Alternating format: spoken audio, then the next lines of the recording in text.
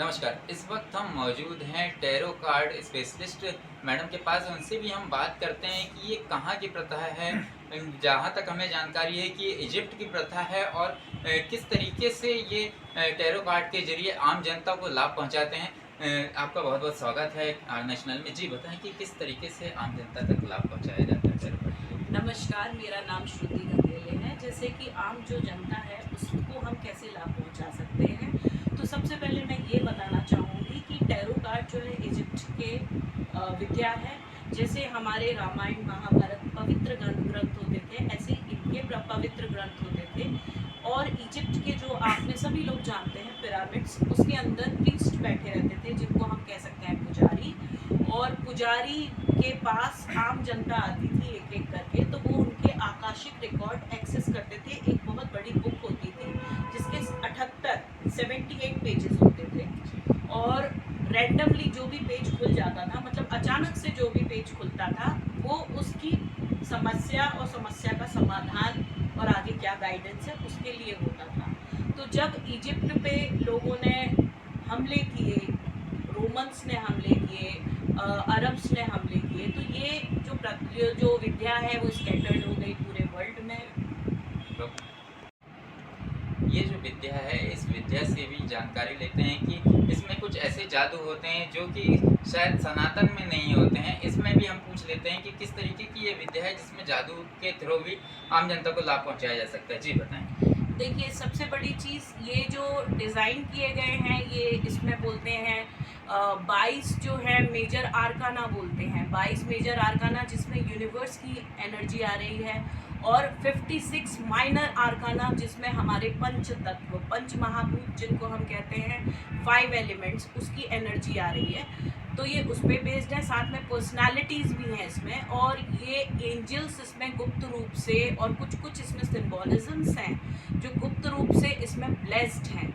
इसमें ये high frequency angels रहती हैं इन कार्ड्स में, तो इनको ब्लेस किया गया है। होली कबाला एक मैजिक होता है जिसको प्रैक्टिस करते हैं यहूदी, मतलब ज्यूस।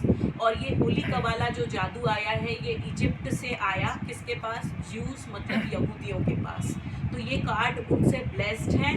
तो ये इस तरह से जो इंसान, जो हमारे टैरो रीडर हैं, जो भी टैरो रीडिंग करते हैं, जब हम लोग इसकी अट्यूनमेंट लेते हैं, अट्यूनमेंट का मतलब ये होता है हम प्रशिक्षण, और जिसको हम लोग ये बोलते हैं कि सिद्धियाँ भी कह सकते हैं। अट्यूनमेंट जब हम लोग लेते हैं, उसकी साधनाएं करते हैं, अट्यूनमेंट लेते हैं हम लोग, दीक्षा, गुरु दीक्षा, तो हमारे ये ऑरा से कनेक्ट हो जाते हैं, हमारे सबकॉन्शियस माइंड से कनेक्ट हो जाते हैं।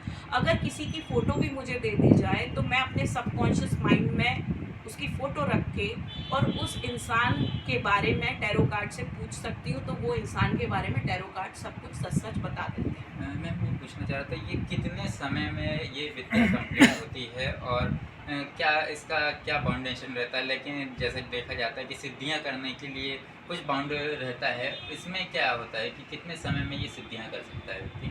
देखिए, सबसे बड़ी चीज़ तो ये जब आपको मिलती है, ये हम खुद नहीं चाहते, ये हमको वो लोग जोड़ते हैं। जी। मतलब वो उनकी मर्जी होती है, वही हम उनके लिए काम कर रहे हैं, ना कि वो हमारे लिए।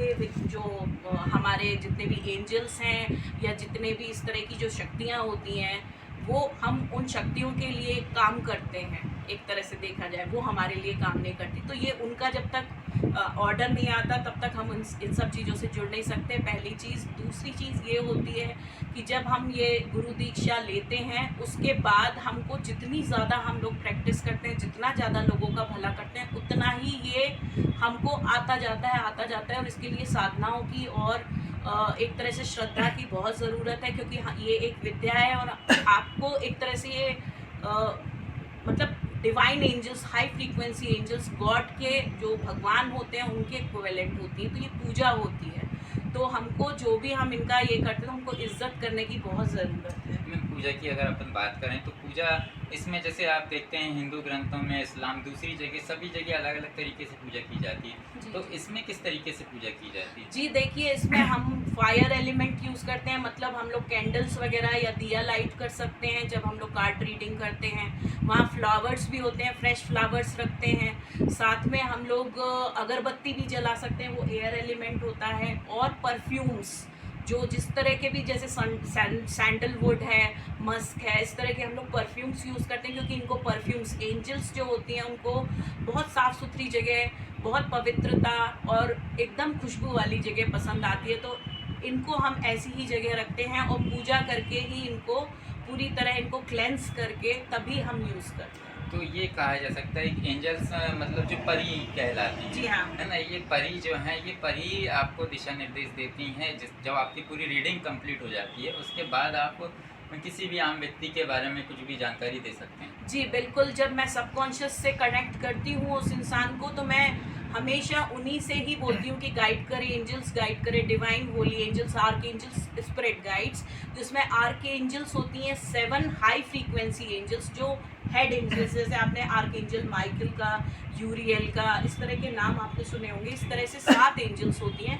उसके बाद सब एंजल्स होती हैं, जैसे रोमांस एंजल्स भी होती हैं, अलग आपका जो फाइनेंसेस सुधारती हैं उसके लिए भी होती हैं, रिलेशनशिप के लिए भी होती हैं। किसी भी एक इंसान के साथ जब वो जन्म लेता है तो वो 7 से लेके 4 एंजल्स भी हो सकती हैं, और मिनिमम उसके साथ 2 एंजल्स पूरी लाइफ टाइम रहती ही रहती हैं। मैम, मैं ये पूछना चाह रहा था कि अगर आपके पास कोई आता है परेशानी से ग्रसित होकर आपके पास कोई आता है, आप उन्हें उपाय बताते हैं, तो इन उपायों का उनको कुछ किसी भी रीति रिवाज में कुछ उसका इफेक्ट पड़ता है कि पॉजिटिव इफेक्ट पड़ता है, क्या होता है जी उसमें? बिल्कुल, जब वो कंफ्यूज्ड होके, जब वो बहुत ज़्यादा परेशान होके मेरे पास आते हैं, जी सबसे पहले तो उनको एक तरह से उनका जो एक कॉन्फिडेंस बिल्डअप करना पड़ता है, क्योंकि वो एक बहुत ही, जो भी डिप्रेशन, इंसान आता है जी मेरे पास परेशान होके ही आता है, डिप्रेशन, परेशानियाँ लेके ही आता है। लोग मेरे सामने रोते हैं, चाहे वो बीमारी में हो, चाहे उनके रिश्ते टूटे हों।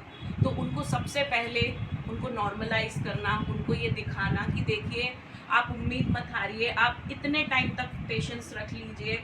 जैसे कई बार तो इस तरह की भी परेशानी हो जाती है कि कई लोग बिल्कुल सुसाइड करने तक के जी उसमें आ जाते हैं। तो उनको काउंसलिंग करके कि भाई आप थोड़ा सा रुक जाइए, थोड़ा समय रुक जाइए।